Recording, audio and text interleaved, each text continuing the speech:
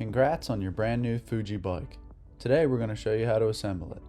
Your bike will come partially assembled, so first let's go over the tools you'll need.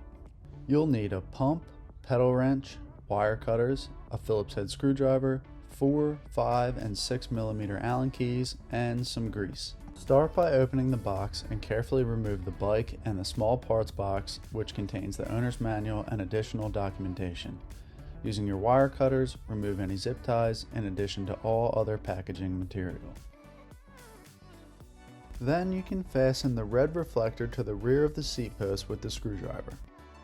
Next, grab your grease and grease the seat tube. Slide the post into the tube and tighten down the nut on the seat post clamp before clamping it tight.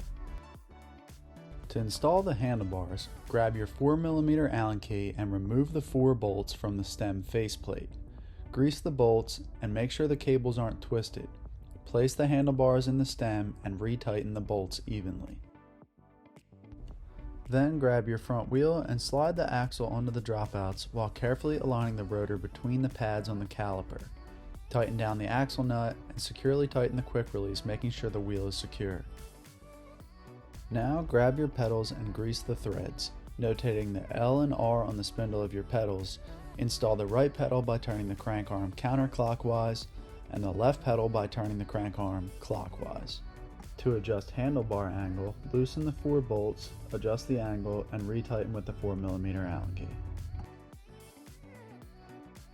To adjust the handlebar alignment, loosen the 2 pinch bolts with the 5 millimeter Allen key, realign with the front tire, and retighten the bolts evenly. If your disc brakes need adjusting, loosen the 2 bolts on the outside of the caliper with the 5 millimeter Allen key. Squeeze the brakes to realign, then retighten the bolts. Then back out the bolt on the inside of the caliper until the rotor no longer rubs. You can then repeat that process on the back wheel.